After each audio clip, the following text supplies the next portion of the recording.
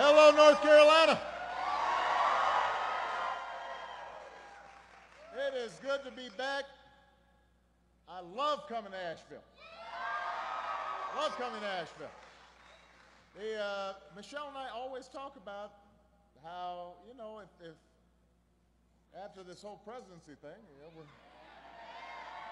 looking for a little spot to, you know, come on down, play a little golf, do a little hiking, fishing, you barbecue. There are two things that keep bringing me back here. Number one is I really like the people. And number two is 12 Bones, which I will be stopping on the way back to the airport. Now, I want to start off by thanking Stratton for the wonderful introduction. And what made it wonderful was not only did he do a great job, but it was really brief. And I also want to thank Frank and Jim and everybody at Linamar for hosting us and giving me this terrific tour of the plant. I want to point out two elected officials who are with us here today. First of all, your mayor, Terry Bellamy. Where's Mayor Bellamy? There she is. Good to see you. Plus, you got a wonderful mayor. I like that in you, too. And also, Congressman Mel Watt is here. So give Congressman Watt a big round of applause. So, last night, I delivered the State of the Union address. And I talked about steps we can take right now to strengthen our recovery, but also to build up our middle class. And I said that while we're seeing some signs of solid progress, you know, car sales are up, housing's starting to recover, we're still a ways away from where we need to be. There's still too many Americans who are out there every day, they're pounding the pavement, they're looking for work. You guys probably know friends or family members who are still pretty strapped, having a difficult time. And while it's true that corporate profits have skyrocketed to an all-time high, it's also true that for more than a decade now, wages and incomes haven't gone up at all, just about. So we've got a lot of work to do. And our job, and this is a job for everybody, it's not a Democratic thing or a Republican thing.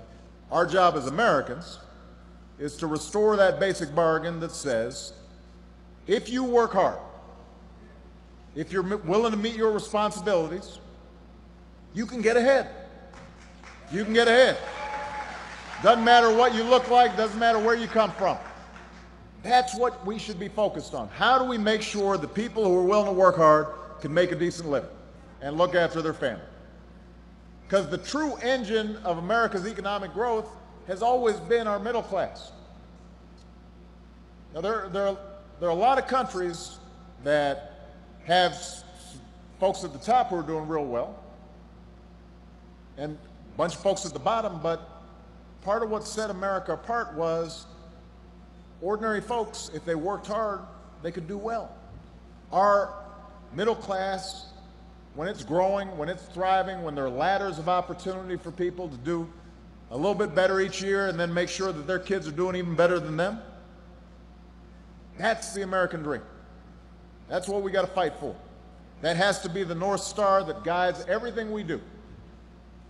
And as I said last night, we should be asking ourselves three questions every single day. It doesn't matter whether you're in North Carolina or Texas or California or Oregon.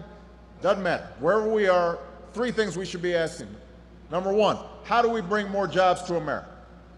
Number two, how do we equip people with the skills they need to do those jobs? And number three, how do we make sure that once they have a job, it leads to a decent living? I believe we reward effort and determination with wages that allow working families to raise their kids and get ahead. And that's part of the reason why I said last night that it's time for an increase in the minimum wage. Because if you work full time, you shouldn't be in poverty. I also believe we provide our people skills and training by investing in education, and that has to start early. It has to start early. So I talked about making sure the kids are getting early childhood education, making sure that our high schools are preparing our children for a high-tech economy, and making sure that colleges are affordable and accessible to every single American.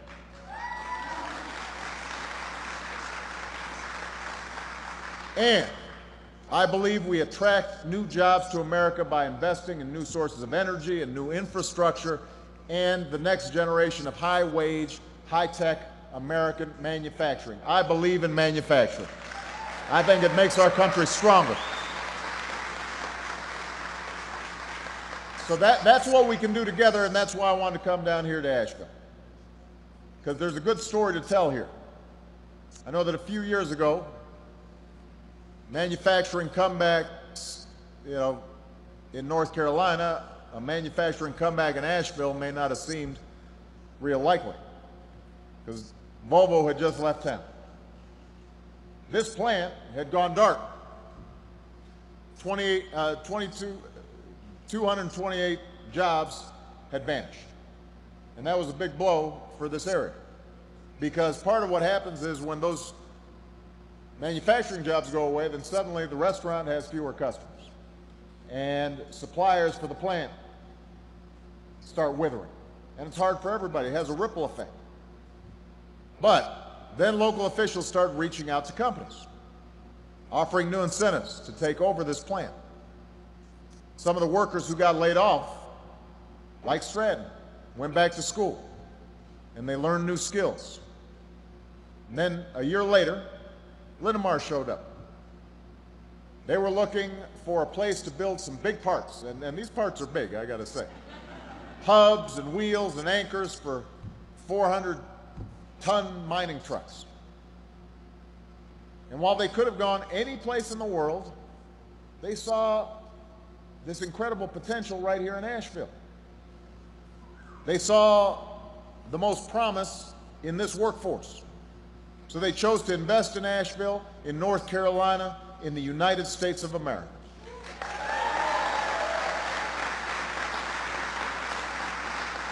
So,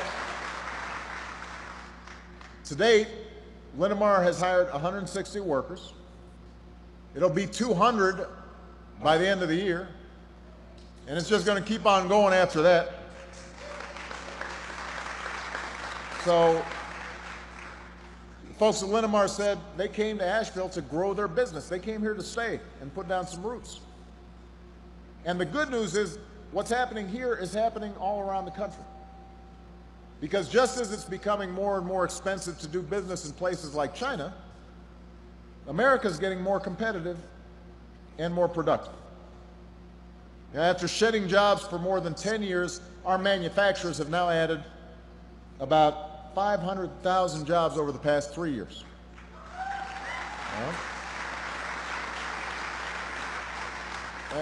And I mentioned this last night. Caterpillar, which I know you guys supply, they're bringing jobs back from Japan. Ford is bringing jobs back from Mexico. After placing plants in other countries like China, Intel is opening its most advanced plant here in the United States. Apple is starting to make Macs in America again. So we're seeing this trend of what we call insourcing, not just outsourcing. And the reason is because America's got outstanding workers. We're starting to produce more homegrown energy, which is driving down our energy costs. And obviously, we've still got the biggest market in the world. And if we, try to improve our infrastructure a little bit more, then we're going to be even that much more competitive. Now, I want to be honest with you. We're not going to bring back every job that's been lost to outsourcing and automation over the last decade. And I was talking to some of the guys who were showing me their facilities who had been in manufacturing for 20 years.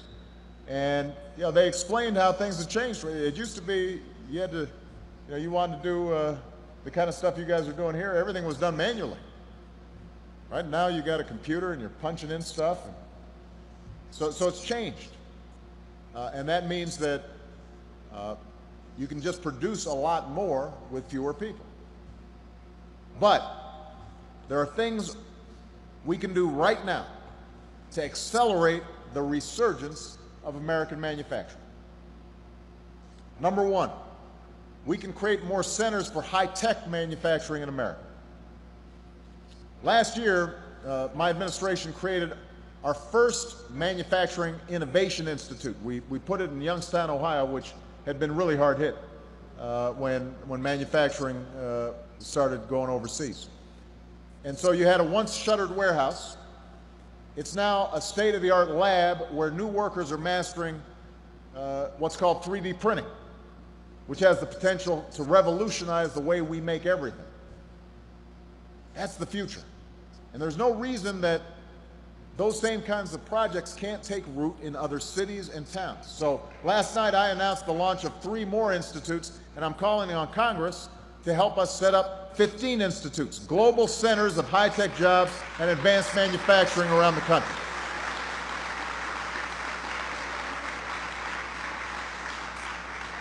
Second thing we need to do is make our tax code more competitive. Right now, companies get all kinds of tax breaks for moving jobs and profits overseas, but companies that stay here get hit with one of the highest tax rates in the world. That doesn't make any sense.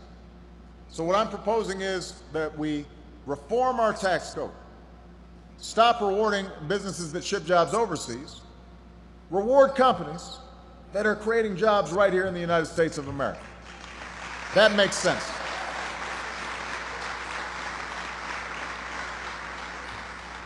Number 3, if you're a manufacturing town, especially one that's taken a hit, that's seen a company close up shop or a plant shut down, I want to partner with local leaders to help you attract new investment. Because once that investment starts coming in, things can start turning around. And that means infrastructure gets modernized and research facilities get built. And suddenly a community that was knocked down is getting back up. And they're attracting new manufacturers who want to come and expand and hire. So I want us to focus on, if a place like when Asheville lost the Volvo plant, we got to come in here real quick and help them figure out, all right, what is it that we need to attract a new employer? Number 4, we've got to help our workers get the training to compete for the industries of tomorrow. You know, at least a couple of the guys that I had a chance to meet as we were taking the tour told me they were out of work for a year, in one case 2 years, in part because we kept unemployment insurance in place so folks could get back on their feet. They were able to go back to school and now are gainfully employed. No job in America should go unfilled because somebody doesn't have the right skills to get that job. Nobody. So if there's a job open, we should train those folks right away so that they can do the job. And that's why I'm proposing a national goal of training 2 million Americans with skills that will lead directly to a job. And we know this works. You know, after Linamar came to town, they started working with AB Tech, one of the community colleges here in Asheville. And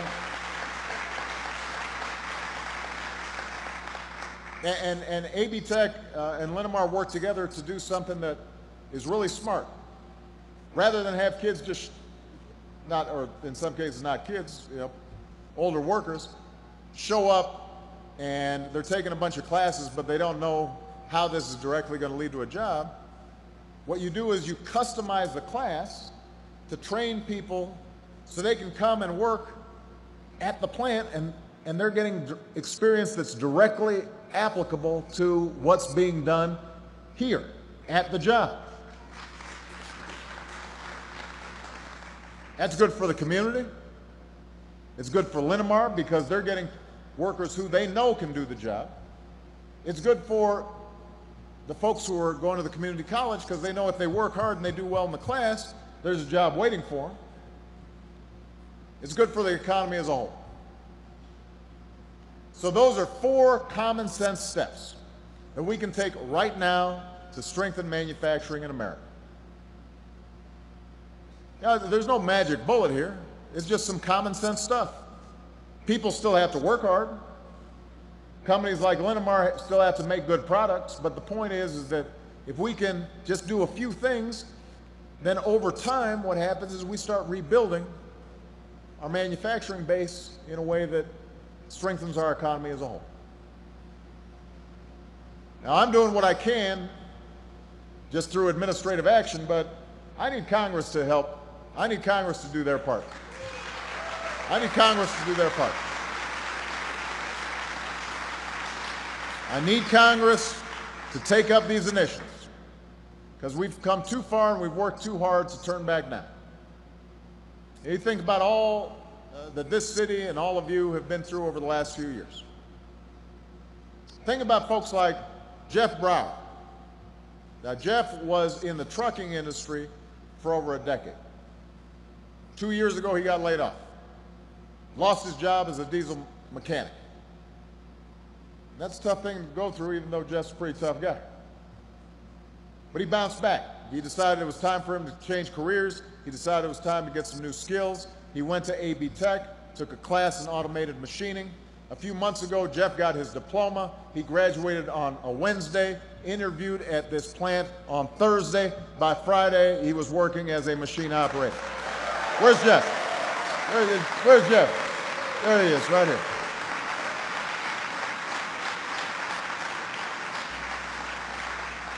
Now, obviously, Jeff's pretty good at interviews because, you know, he just got hired like that.